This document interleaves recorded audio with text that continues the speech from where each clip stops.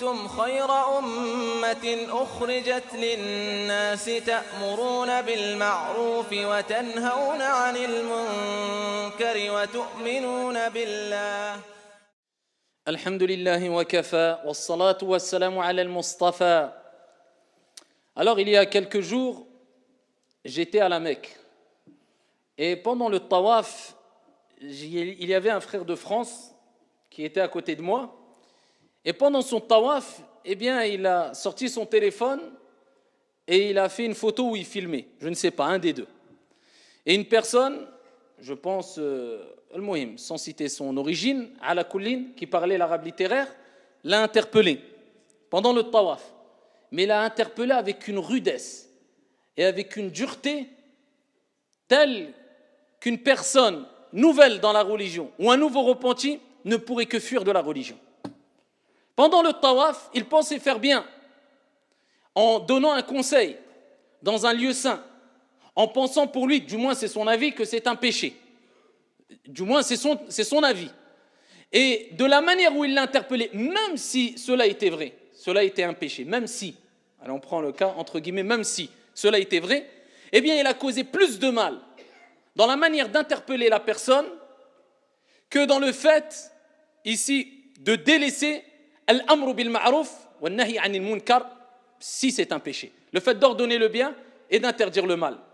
Parce que ad-da'watu, ayyuha al-akhyar, ad-da'watu ila Allah azza wa jalla, l'appel à Allah, le fait d'exhorter, le fait de conseiller, eh bien, ici, demande une méthodologie prophétique, mentionnée aussi dans le Saint-Coran, afin de ne pas causer des dégâts, et afin de ne pas faire plus de mal que de bien, et afin de ne pas se retrouver en accumulant ou comme étant une personne qui a accumulé des péchés alors qu'on pensait avoir accumulé des bonnes actions en conseillant.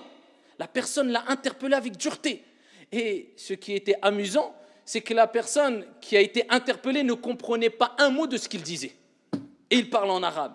La yajouz, qala shir fulan, qala shir fulan. Il parlait. La personne, il s'est tourné vers moi et j'ai interpellé la personne. Je l'ai pris par le bras et je lui ai même pas, je ne suis pas rentré dans une polémique quelconque.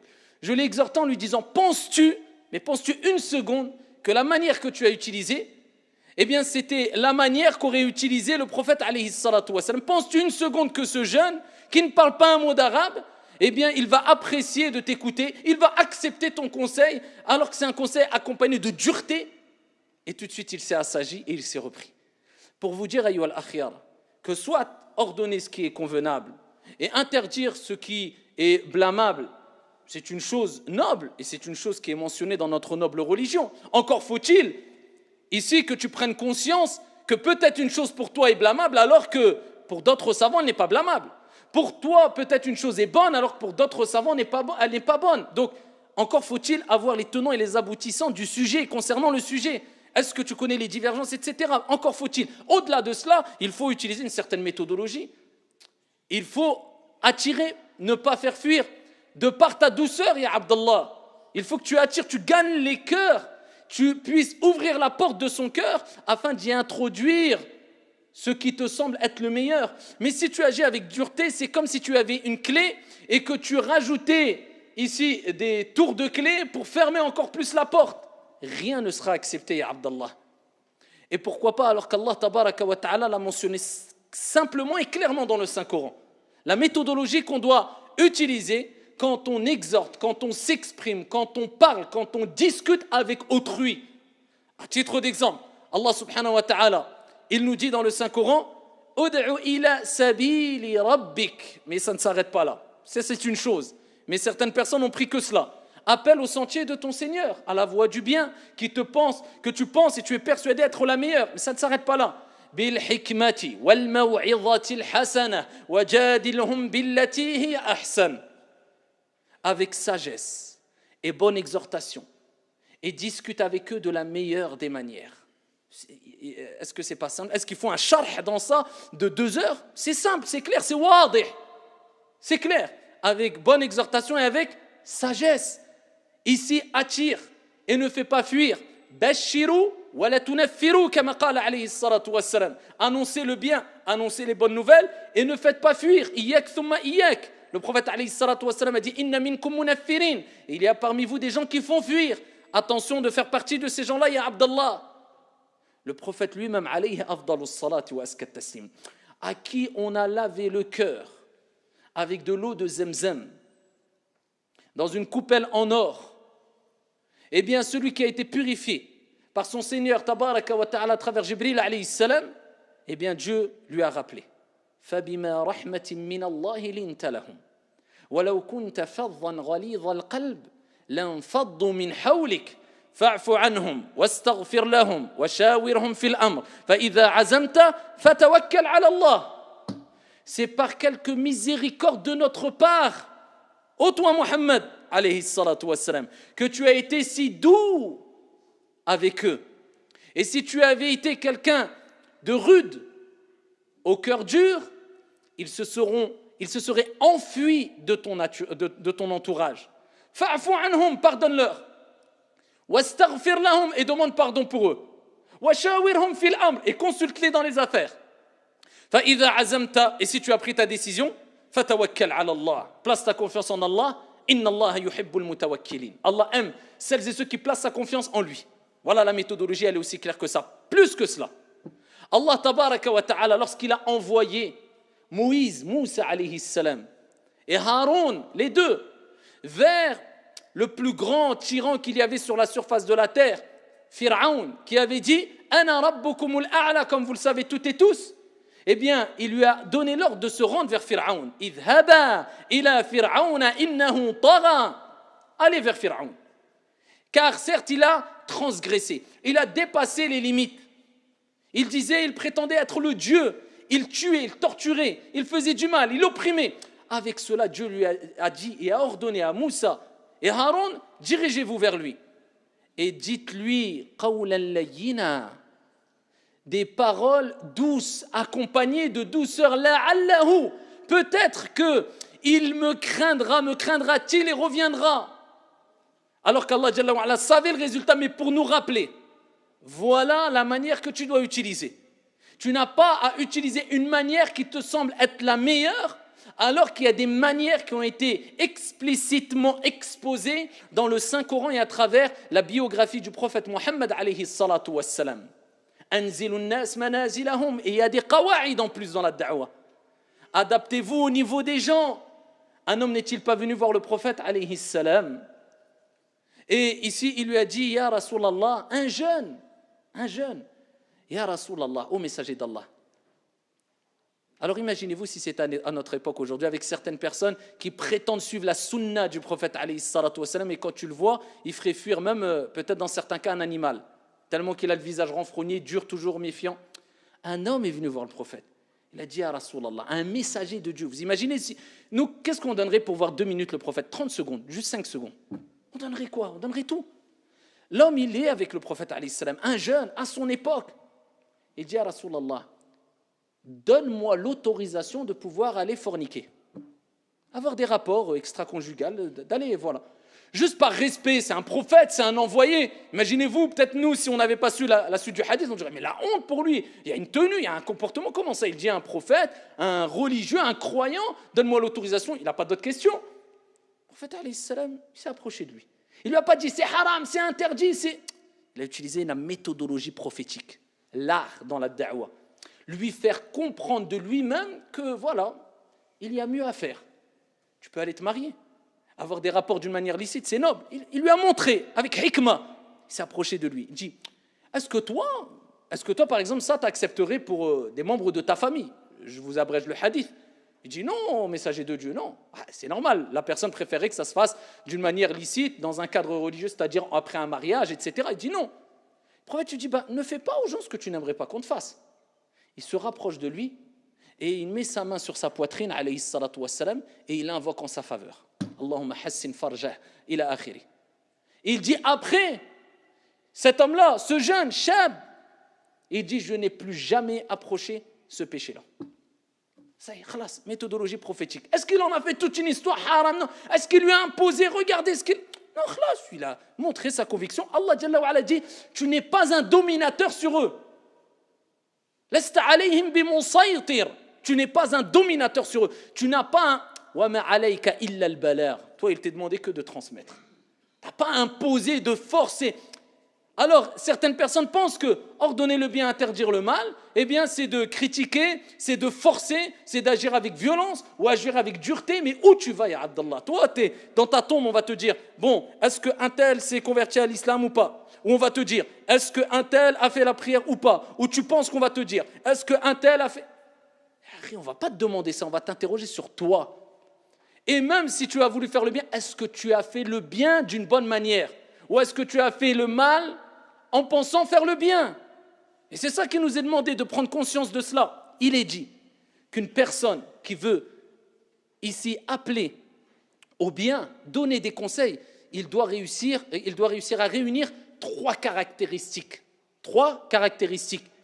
La douceur, l'indulgence et la justice. S'il n'a pas ça, khalik, laisse tomber, ce n'est pas pour toi de da'wah. Ce n'est pas pour toi le fait de conseiller. D'où quand tu ordonnes le bien et interdis le mal. D'où la douceur. L'indulgence, tu es compréhensible. Pas parce qu'un tel a fait un péché et après, peut-être il en a fait 1 milliard des péchés. Peut-être il a fait une action qui fait qu'il est au paradis et toi, peut-être tu as fait une action qui est tellement mauvaise et qui a tellement mis en colère ton Seigneur que peut-être tu mériteras une punition. On ne sait pas. Toi, tu n'es pas envoyé pour être juge. Un tel, pas un tel. Nafsek-toi, ya Abdallah. Ishtaril bi'uyubi, comme on le dit, on ne cessera de le dire. Préoccupe-toi de tes défauts et de tes péchés. Tu t'imagines qu'au jour de la résurrection, d'après les textes, même Isa, Jésus, alayhi salam, même Moïse, Moussa, alayhi salam, même Nuh, alayhi salam, même Isa, alayhi salam, les prophètes, à ce moment-là, alors que toutes les communautés vont courir vers Isa, Jésus, Ya Isa, ishfa' lana, intercède pour nous. Ils vont courir vers Moïse, Ya Moussa, ishfa' lana. Tu ne vois pas dans quelle situation on est. Ils vont courir vers... Ainsi de suite. Et tous les prophètes diront, Nafsi, nafsi, nafsi. Idhabu ila ghayri. Allez voir quelqu'un d'autre. Moi, moi, moi. Et toi, tu réagis comme si au jour de la résurrection, on va te dire, oh Mohammed, eh bien, qu'est-ce que tu as fait avec un tel? Est-ce qu'un tel, il a fait la prière ou pas? Il n'a pas fait la prière, viens ici, parce que tu lui as pas... Toi, nafsek déjà, toi, qu'est-ce que tu as fait pour rencontrer ton Seigneur Tabaraka wa Ta'ala d'une manière sécurisante, apaisée, sereine? T'es serein, t'es vraiment serein, t'es vraiment prêt à partir. Ton bagage est assez lourd pour t'occuper des bagages des autres. Alors je ne dis pas qu'il n'est pas question d'agir quelquefois en citant certaines paroles fermes, loin de toute violence, etc. C'est normal, même par exemple un parent qui a un enfant qui désobéit énormément, qui fait beaucoup de bêtises, il va lui dire de manière ferme, assis-toi, calme-toi. Le prophète agissait avec fermeté, mais sa fermeté était une sagesse, une hikmah. Et ce n'était pas accompagné de dureté, de violence, c'était pour éduquer. Et son comportement de base, c'était la douceur, al-lin. Pourquoi? Parce que la personne qui est douce attire. La personne qui est dure fait fuir. C'est une qaïda, c'est normal. Au-delà de ça, rapporté par l'imam Ahmed bisanadin sahih, le prophète alayhi salatu wa salam a dit, Allah jalla wa ala interdit le feu de l'enfer, interdit l'enfer. Khalas. À toute personne layyin, douce, qarib, minan nas, sociable, proche des gens, et qui est d'un abord facile, indulgente. C'est les critères des personnes à qui Dieu a interdit l'enfer. Il est layyin, il est doux, il est proche des gens, il est sociable, pas dans sa bulle, dans sa... Le prophète dit qarib minan nas. Il n'a pas dit qarib minal muslimin faqat, proche des musulmans. Non, il est proche des gens, c'est-à-dire il peut aider quelqu'un, eh bien il l'aide. Voilà pourquoi le prophète alayhi salam nous a ordonné d'être bon avec les voisins, et c'est parmi les grands péchés d'être mauvais avec les voisins, même si ceux-ci, et cela est détaillé dans les hadiths authentiques, ne sont pas musulmans. La preuve que l'islam t'appelle à être sociable, proche des gens, indulgente. Eh bien, si tu as ces critères-là, sache que bi'idhnillahi azza wa jal, tu seras interdit à l'enfer. Eh bien, on comprend que par analogie, l'opposé, eh bien, on mérite quoi? Eh bien, si toi tu es dur, tu n'es pas proche des gens. Je crois, voilà, comme Allah azza wa jal dit, chaque groupe exulte ici de son parti en pensant qu'ils sont dans le bien. Moi, je suis du groupe de Foulen. Dès que tu dis je fais partie du groupe, tu t'es enfermé dans une bulle. Comment veux-tu être proche des gens après? Tu ne peux plus, la preuve. Un tel, même entre musulmans, eh bien, tu verras que tu te feras avoir par shaitan. On n'est même pas ici dans la relation avec les gens. Entre musulmans, non, il n'est pas de mon groupe. Tu es plus proche des gens. Toi, tu es même plus proche des musulmans. Ensuite, tu penses prétendre être proche des gens. Tu n'es même plus proche des musulmans. Parce que tu te renfermes avec une catégorie d'élus d'après toi, parmi les musulmans, wal'iyadhu billah. Et le prophète alayhi salatu wassalam, eh bien, il nous rappelle aussi, dans d'autres hadiths, l'importance d'agir avec al-lin, avec douceur. Et même vis-à-vis de notre pratique religieuse, d'aller doucement. Rapporté par Al-Bukhari, le prophète alayhi salatu wassalam a dit, cette religion est facilitée. Inna ad-dina yusr, c'est une facilité. Il n'y a personne qui tente de rivaliser avec cette religion, c'est Sahih al-Bukhari, sans que celle-ci, elle ne l'écrase. Sans que celle-ci, elle ne l'écrase. Certains jeunes, quelquefois, ils s'investissent dans la religion et on a tous cette envie de faire le mieux, de se repentir, d'aller à fond. Quand on rentre dans la religion, on se repent. Au début, c'est normal. Et c'est là où Shaitan peut jouer avec le croyant et le faire pousser à l'excès. C'est à ce moment-là où tu dois te canaliser. Car le prophète alayhi salam dit, celui qui tente de rivaliser avec cette religion va l'écraser. Et il dit, approchez-vous plutôt de la voie du juste milieu. Et essayez de vous approcher avec douceur de la perfection. Regardez les mots du prophète alayhi salatu wassalam. Et dans fi riwayatin ukhra, dans une autre version, le prophète alayhi salatu wassalam nous dit, la modération, c'est seulement grâce à la modération que vous arriverez à bon port. Allah. Être modéré. Alors ça ne veut pas dire je choisis ce que je veux, une religion à la carte. Non, il y a des difficultés dans la religion. Mais toute difficulté est accompagnée d'une facilité quand tu ne peux pas l'assumer vraiment. Voilà, c'est aussi simple que ça. Ça ne veut pas dire je cherche les facilités partout. Il ne faut pas rêver. Mais par contre, ça veut dire que s'il y a une réelle difficulté et tu es excusé et c'est au-dessus de tes capacités, il y aura une facilité. Tu es malade, tu ne peux pas prier debout, prie assis. Mais si tu as le choix, tu n'as pas le choix de prier assis alors que tu peux prier debout si c'est une prière obligatoire. Vous m'avez compris? Donc ici, alhamdulillah, ça c'est la voie de al-wasatiyya, le juste milieu. Et quand tu vas agir avec cette douceur, tu vas t'éloigner de la dureté, de la colère, là tu gagneras les cœurs. Et si tu as gagné les cœurs, les portes vont s'ouvrir. Si les portes s'ouvrent, il y aura al-qaboul, l'acceptation de conseils. Et tu vas ici attirer, tu ne vas pas faire fuir. Est-ce que ces paroles que je vous dis, et je ne suis pas en train de dire que je les applique, mais les paroles que je dis, je ne les sors pas de moi-même, je parle avec arguments fondés, et je vous donne les références à chaque fois. Est-ce qu'elles ne sont pas belles ces paroles? Est-ce que ça n'attire pas? Est-ce qu'on ne se dit pas, c'est cette religion que je veux? Eh bien c'est ça l'islam. Celui qui applique cela, eh bien ici, sache qu'il gagnera les cœurs, et c'est ça qui attire. Même nous musulmans, on est attirés par cela.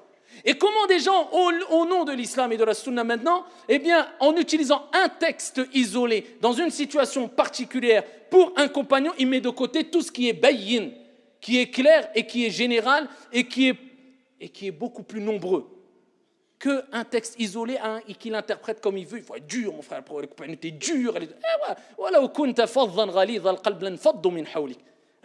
C'est quoi? Ils vont prendre la fuite de toi. Donc, si quelqu'un fait fuir les gens se fuient d'une personne ou d'un groupe, sache que ça est ikhlas. Ils sont privés de rahma dans leur da'wah. C'est aussi simple que ça. Ils sont privés de da'wah. Et ces gens-là, après, ensuite, tu risques de tomber dans le jugement excessif et hâtif, et faire fuir et faire des dégâts. Et même, tu peux te mettre dans une situation que tu n'imagines même pas, alors que tu faisais le bien. Mais à travers tes paroles et ton comportement et ta méthodologie, tu as tout mis en l'air. Rapporté par Abu Daoud bisanadin sahih. Le prophète, alayhi salatu wassalam, il nous dit, à l'époque de Banu Israël, une tribu, il y avait deux personnes qui se côtoyaient, deux personnes fraternelles. L'un était dans l'ibada, et je vous cite souvent ce texte, ibada, as-salah, as-siyam, bil-layli wal-nahar. Dans l'ibada, il n'y a rien à dire. Et l'autre, al-ahwal, hadith wa la haraj, était à l'ouest, comme on dit. Et celui qui était dans din, qui était pieux, vertueux de manière apparente, eh bien, il exhortait l'akhor. Il lui exhortait, abstiens-toi, arrête. Tout le temps, il le voyait, abstiens-toi. Jusqu'à ce qu'un jour, la personne qui était loin de la religion, il a dit, qu'est-ce que tu as me jugé? Tu as été envoyé pour me surveiller ou quoi? La personne, qu'est-ce qu'elle a dit? Elle a dit, toi, Allah ne te pardonnera jamais. Toi, tu ne seras pas pardonné. Le prophète alayhi salam a dit, ils mourront. Les deux personnes, ils vont mourir. Ils vont ressusciter devant Allah. Kalima, une parole. Alors que l'autre, il était dans l'ibada, l'autre, il était loin. Une kalima. Voilà combien de gens parlent au nom d'Allah Azza wa Jalla et du prophète alayhi salatu wa salam. Une kalima. Et là, on parle d'un désobéissant et un obéissant. Une parole. Allah Azza wa Jalla va les ressusciter. Et il dira, ici, dans le sens, savais-tu ce que j'allais décider? Traduction du sens, hein. Savais-tu ce que j'allais décider, ce que j'allais entreprendre dans cette affaire-là?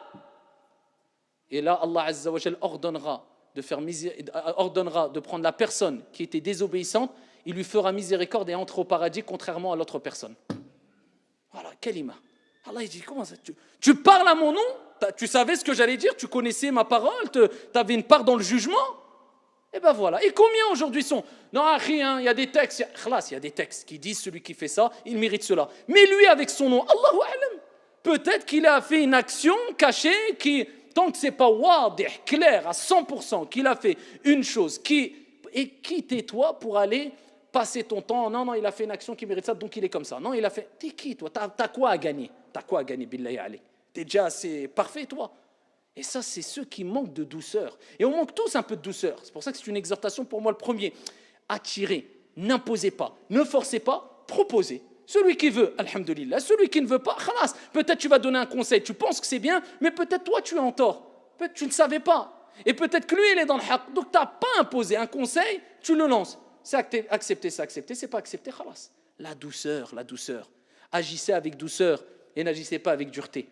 Ou alors, avec d'autres paroles, attirez et ne faites pas fuir. Et c'est ainsi que vous vous rapprocherez de la miséricorde divine, car Allah Jalla wa Ala dit, et le prophète alayhi salatu wa salam dit, Irham man fil ard, yarhamuka man fis sama. Fais miséricorde aux habitants sur la surface de la terre. À ce moment-là et seulement à ce moment-là, Allah tabaraka wa ta'ala te fera miséricorde.